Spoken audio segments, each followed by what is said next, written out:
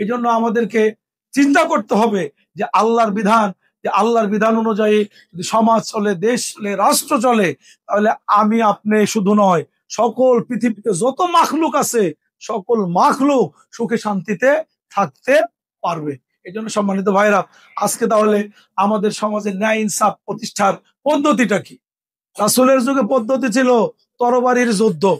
বদর, উহুদ, খন্দক, আহজাব, তরবারি দিয়ে দুই পক্ষ যুদ্ধ করেছে।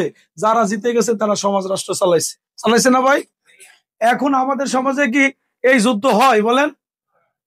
এই 54 বছর যারাই ক্ষমতায় আসুক, যেভাবে আসুক, আল্লাহর ঘর মসজিদ কোনো সমালোচনা করতে চাই না। এতটুকু বলি যে যারা ব্যালট যুদ্ধ মানে বেশি ভোট পাইছে তারাই দেশ চালাইছে। কি বলেন? চালাইছে না? তাহলে এই যারা বেশি ভোট পাইছে, ভোট দিছে কারা? আমরা তো ভোট দিছি, জনগণ ভোট দিছে না? এই জনগণের ভোট দেওয়া এটা তার ভালো কাজ হইতে পারে, খারাপ কাজ হইতে পারে। ভালো কাজ কিভাবে হবে? কোন আল্লাহওয়ালা, পরহেজগার, দিনদার মানুষকে যদি তারা ভোট দেয়, যারা মনে করে কোরআনের সমাজ, সুন্নাহর সমাজ কায়েম করবে, নামাজ কায়েম করবে, জাকাতের ব্যবস্থা করবে, তাহলে তারা যদি নির্বাচিত হয়ে জাকাতের ব্যবস্থা করে, হজের ব্যবস্থা করে, আল্লাহর বিধান কায়েম করে, তাহলে তারা প্রত্যেকে ওই রকম সওয়াব পাবে যারা তাকে ভোট দিয়েছে। পাবে না ভাই? এই যে মসজিদ, আল্লাহর ঘর, এখানে কেউ যদি একটা ইটের টাকা দেয় নাই, বিনা পরিশ্রমে, মানে টাকা না নিয়ে সে একটু কর্মচারীর কাজ করেছে, অর্থাৎ সে শ্রম দিয়েছে, মেধা দিয়েছে, এই শ্রম দেওয়ার কারণে, মেধা দেওয়ার কারণে এই মসজিদে যত ইবাদত বন্দেগী হবে, এই সওয়াবটা তার আমলনামায় যায় না ভাই? যাবে কিনা? যাবে। ঠিক তেমনি ভাবে আমি যাদেরকে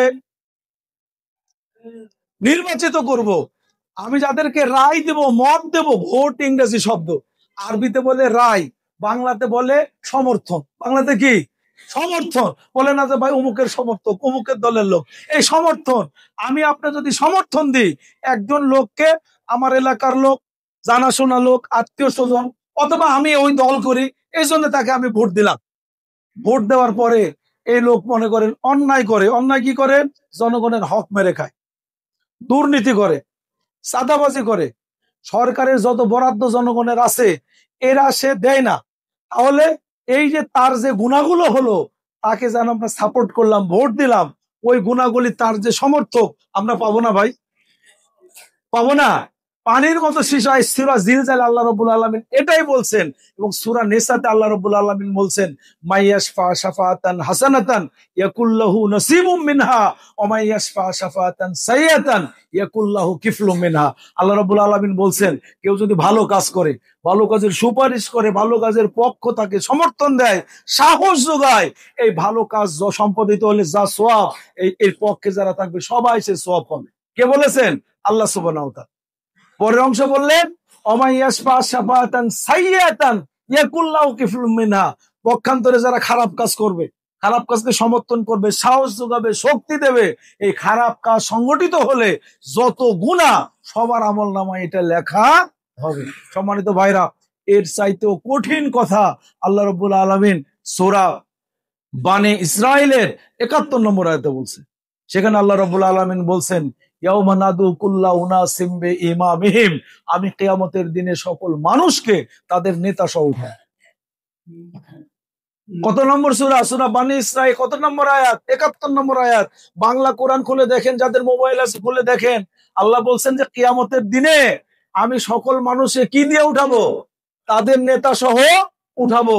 আপনারা একটা হাদিস পড়ছেন না যে কিয়ামতের দিনে ৭২ কাতার ৭৩ কাতার হবে, এক কাতার শুধু জান্নাতে যাবে আর সবগুলো জাহান্নামে যাবে। এই হাদিস বলার পরে সাধারণ লোক, মুসল্লিরা বলে কি জানেন? এই আলেম ওলামারাই যাবে, ওদেরই এত মতবিরোধ বেশি, আর বাকি সব আমরা হব। আর আল্লাহ কি বললেন?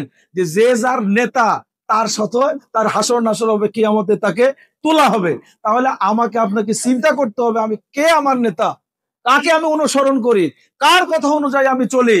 যার কথা অনুযায়ী চলবো, যাকে আমি সমর্থন করব, খারাপ কিছু বলে নাই, বলছে যে তুমি যেহেতু তার সাথে চলো, তোমার তাকে সামনে নেতা নিয়ে তোমাকে আমি হাসরে উঠাবো। তাহলে আমাকে আপনাকে ইমানদার হিসাবে, একজন মুসলিম হিসাবে, আল্লাহর বান্দা হিসাবে, রাসূলের উম্মত হিসাবে চিন্তা করতে হবে যে আল্লাহ তাআলা আমাকে সব কিছু দিলেন, আমাকে বেঁচে থাকার জন্য প্রয়োজনীয় সবকিছু দিলেন, আমি যেহেতু শয়তানের পথে না যাই, কোরআন দিলেন, সুন্নাহ দিলেন, এবং এই পথ দেখানোর জন্য নবী রাসূল আসলেন, তাহলে এই পথ ছেড়ে আমি কোন পথে যাচ্ছি? অন্য পথে গেলে কারোর কোনো ক্ষতি নাই, কারোর ক্ষতি হচ্ছে শুধু নিজের। আজকে আপনি চিন্তা করে দেখেন, কোন নেতা, কোন দল আপনার কোনো উপকার করতে পারবে না, আল্লাহ তাআলা যেটা লিখে রেখেছেন। আমাদের তাকদিরে ফায়সালা কি? ওয়াল কাদরি খাইরিহি ওয়া শাররিহি মিনাল্লাহি তাআলা। আমার তাকদিরের ভালো মন্দ সব কার হাতে? আল্লাহর হাতে।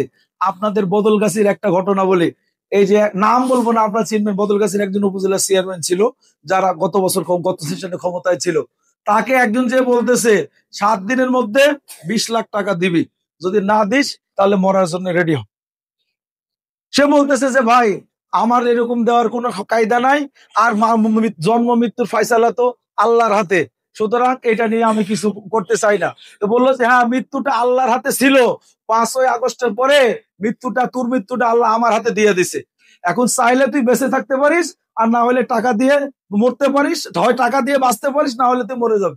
7 দিন পর ওই লোকটা, মানে যে ভয় দেখাইছে, স্ট্রোক করে সে কিন্তু মরে চলে গেছে। আর যারে ভয় দেখাইছে সে কিন্তু এখন কি আছে? বেঁচে আছে। তার মানে কি, আমার ভালো, আমার কল্যাণ, এটা কি কোনো দল, কোনো মত, কোনো নেতা করতে পারে? কে পারে? আল্লাহ সুবহানাহু ওয়া তাআলা পারে। এই জন্য সম্মানিত ভাইরা, আমরা যদি সত্যিকার অর্থে ইহকালে এবং পরকালে সর্ব অবস্থায় মনে করি যে না, আমি যদি ওই তো বললাম যে মাঝে সাঝে বাদ দিয়ে যদি আমি ওয়ালাদ দোয়ালান বলি, জন্মের সময় আর মৃত্যুর সময় আর বিয়ের সময় যদি আমি ইসলাম মানি, অন্য সময় যদি আমি না মানি, তাহলে কিন্তু আমার ঘরে বাইরে কোথাও শান্তি পাওয়ার কোনো উপায় নাই। সম্মানিত ভাইরা, কিয়ামতের দিনে